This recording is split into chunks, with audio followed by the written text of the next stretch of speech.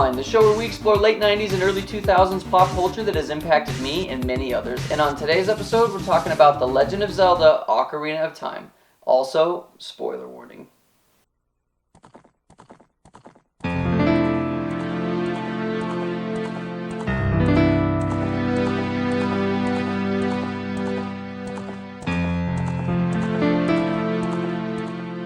Ocarina of Time has been regarded as one of the greatest games of all time, and is beloved by both gamers and critics. This game is one of the reasons why I love certain video games today, and my love for certain video game elements stems from Ocarina of Time. I have plenty of nostalgia for this game, with lots of awesome gaming memories linked to it. From specific areas to the beautifully crafted soundtrack to even the simplest sounds and sound effects you hear throughout your journey of Hyrule.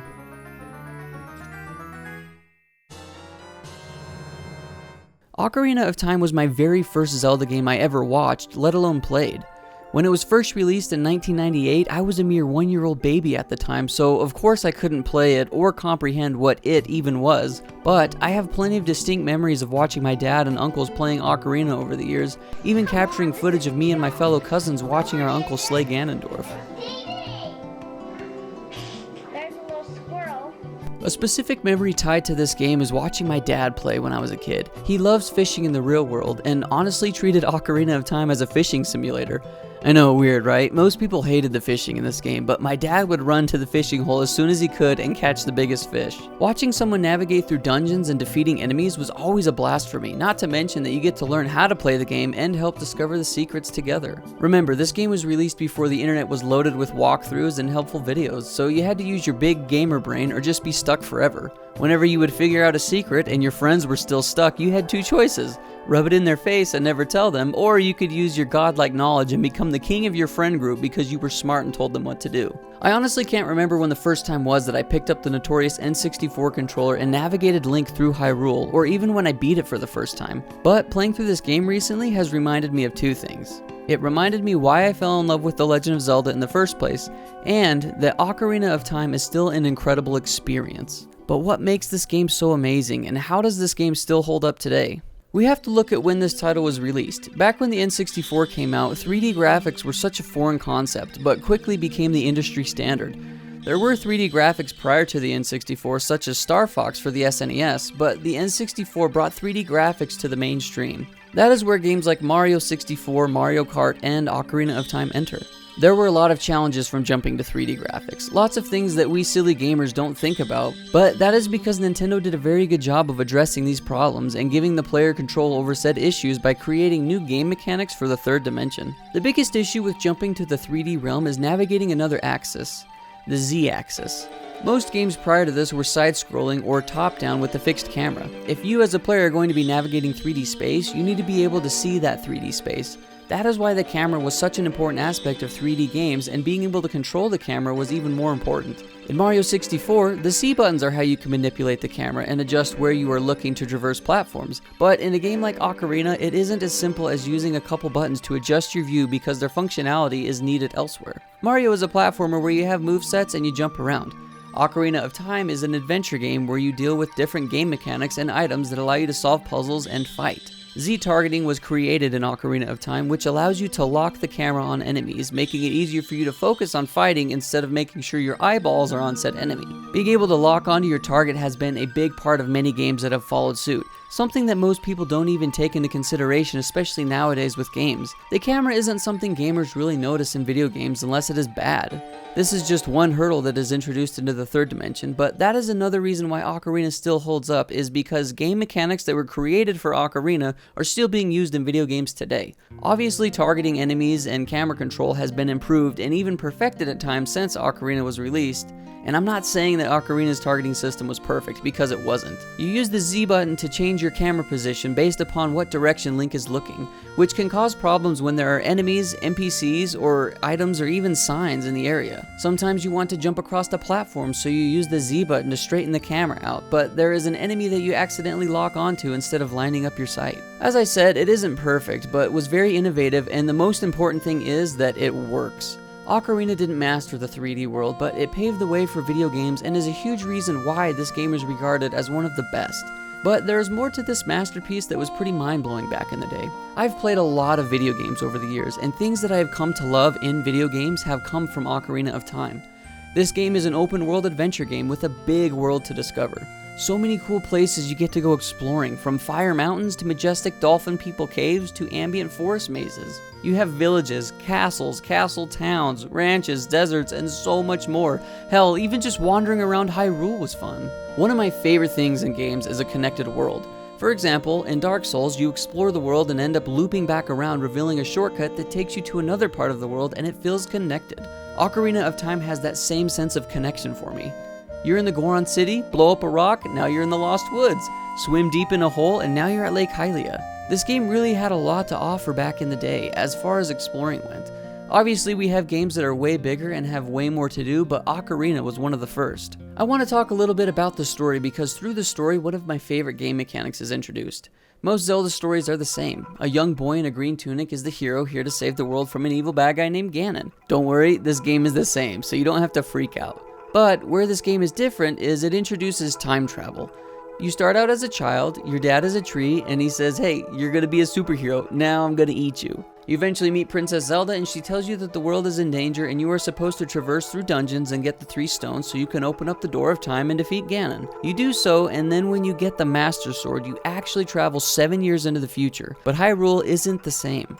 As a kid, Hyrule is this vibrant and alive place. People in the streets, dogs running around, and happy music to accompany you. When you return as an adult, the world is in shambles thanks to Ganondorf. I love that aspect though, that what you do in the game affects the world around you. There are things you can only do as a child and things you can only do as an adult, so it makes for interesting puzzle solving and exploring ventures. As a kid, you go through dungeons and make friends along the way, even getting engaged to a dolphin girl. And as an adult, you meet these same characters and assist them yet again. Lake Hylia is barren, but when you beat the temple, it fills back up. Death Mountain keeps erupting, but once you kill your pet dragon, it no longer explodes. Yeah, there's a manga about Ocarina of Time, and Volvagia is your pet dragon. Not considered canon though. Anyway, the point is the actions you perform affect the world and the characters you encounter. At times it feels like you get to traverse through 2 different worlds because as an adult you unlock more places to discover and explore. As a kid you talk to Malian and she teaches you a melody that you play as an adult to Epona and you get to ride her. What, this Richard won't let you leave his ranch? Yeah, suck a dick, Richard, I'ma jump over the fence. The dungeons throughout the game are fun and very atmospheric. You explore in a tree, in a dead dinosaur, in a fish god, a mysterious forest temple, in a volcano, underneath a lake, in a satanic hell ghost place, and in a desert witch lair. You get unique items along the way too that help you solve puzzles. Aiming still sucks. Oh, and climbing. Climbing is slow as hell. I would rather jump off a cliff and break both legs than make the slow burn of a climb down. This game flows really well. It may be considered an open world, which is true, but it still feels pretty linear at times. Most of the main quests are finding an item so you can get past the locked door or gate, or fat fish dude. God, it sucks watching this every freaking time. But imagine the guy that had to animate the Zora King. Solving puzzles throughout the game is always rewarding. Honestly, playing through Ocarina again taught me that it isn't really that hard of a game. The bosses are all pretty easy, puzzles aren't too complicated, and enemies were never really that hard to defeat. Except for the bats. The bats can eat shite. Remember, Z-targeting isn't perfect. You learn that when fighting bats. They even added day-night cycles that affect certain side quests and what you can and can't do. Certain characters are only out during the day, while others are only out during the night. And if you are hanging out in Hyrule Field during the nighttime as a child, stall children appear. This also affects when golden Skulltulas appear as well. And yes, the Spider House people are still nightmare fuel.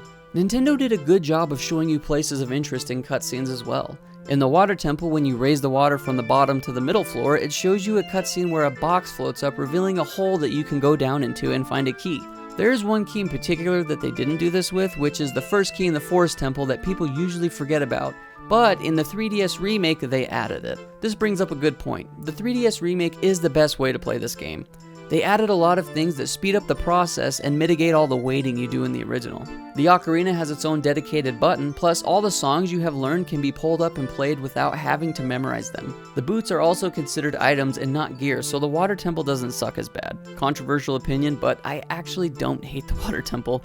I think it's fun. Another thing that I love about video games, especially RPGs, is the feeling of progression as far as upgrading your character goes. Obviously, Ocarina doesn't have any stats that you can upgrade, but you do get upgrades from fairies and all the items you get along the way. You can increase your magic meter, collect heart pieces and heart containers to increase your health, and all the weapons and tools you collect throughout your journey that help you solve puzzles and beat bad guys. I love seeing my inventory fill up with new gadgets and gear that I worked for. Seeing Link get new tunics and badass gauntlets that allow him to move really big rocks is awesome. Each new item acts as a key that allows you to get past areas that you weren't able to get to before. I want to save my green-haired girlfriend in the forest temple, but I can't get up the tree. Dang, I guess I better use this hook shot I got from a dead guy's grave. Bam, I'm there. It's always a satisfying feeling knowing your character's getting stronger because you essentially started from nothing. Even getting rupee wallet upgrades is helpful, allowing you to purchase more expensive items. Side note, I've always hated rupee wallets. Just let me carry as much freaking green as I want. Thank you, Breath of the Wild, you get me. The point is, starting as a broke-ass fairyless boy and becoming a bomb-ass fairy hero is rewarding. Yeah, take that, Mido, you bitch. I'm better than you. The story that this game tells turned out to be way darker than I remember it to be. Not to mention that in the Zelda timeline, this is the game that really fricked it up, splitting it into 3 different timelines. But for those Zelda geeks out there like myself, I would recommend watching this video by The Good Blood called Ocarina of Time, a Masterclass in Subtext. It is the single greatest video about Ocarina of Time's story that I have ever seen. You might cry a little bit too. Long story short, the hero of Time's life really sucks. The last thing I wanted to talk about was the music in this game. Music plays such a big role throughout Ocarina of Time. It's in the name. You use your ocarina to unlock secrets, open doors, move blocks, make Gorons dance, change the time of day, and fast travel. The music in this game is amazing. Each dungeon and area has a wonderfully fitting soundtrack. The Forest Temple has a mysterious tune. The Shadow Temple makes you want to go poopy in your panties. The Water Temple is majestic. The Lost Woods is an unforgettable melody. Hyrule Field Theme fills you with a sense of adventure. And the melody you probably hear the most, Zelda's Lullaby, is still my favorite song in the entire Zelda verse. Call me a normie, I don't care. And yes, it was my alarm clock sound every day for months. The music sets the tone of each area and lets the player know what to expect. Music is very important in video games, and Ocarina of Time mastered the music. The Legend of Zelda Ocarina of Time is one of those games that you can come back to years later and slip right back into the feeling of being a kid, discovering all the secrets for the first time. It's always a treat to interact with the characters and see the world of Hyrule come to life through the audio and visuals. I love this game and will always love this game, but as I've grown up, I've learned that Ocarina isn't the greatest game of all time. What it has done for video games can never be discredited, but to say that Ocarina of Time is the greatest game ever, let alone the greatest Zelda game, would be a nostalgia boner talking. I mean, have you played Breath of the Wild? It blows Ocarina of Time out of the water. It looks better, plays better, and feels better.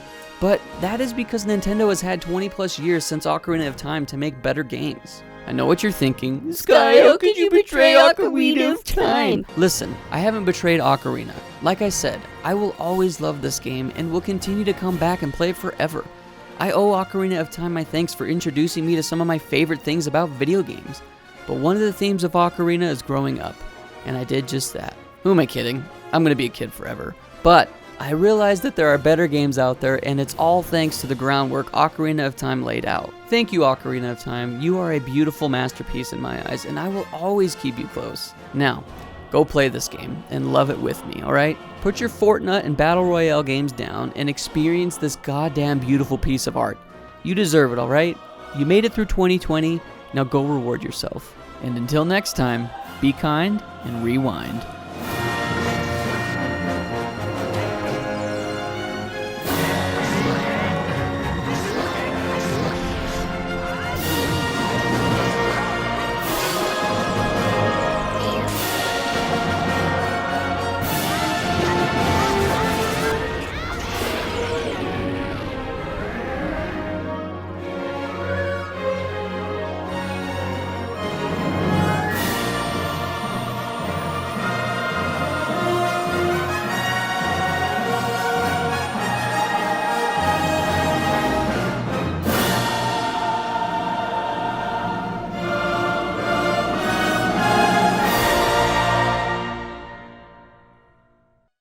Thank you guys so much for watching this episode. Be sure to leave a like and consider subscribing. We upload videos like this every single week. Big shout out to our Patreon supporters, always appreciated. If you want to become a patron today, click the first link in the description and you can get your name at the end of every Friday video just like this. Anyways, thank you guys for watching, and as always, keep it rad.